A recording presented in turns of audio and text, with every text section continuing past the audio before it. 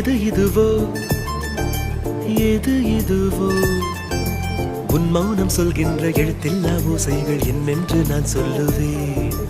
இது அதுவோ இது அதுவோ சொல்லாத சொல்லுக்கு இல்லாத வார்த்தைக்கு ஏதேது அர்த்தங்களே.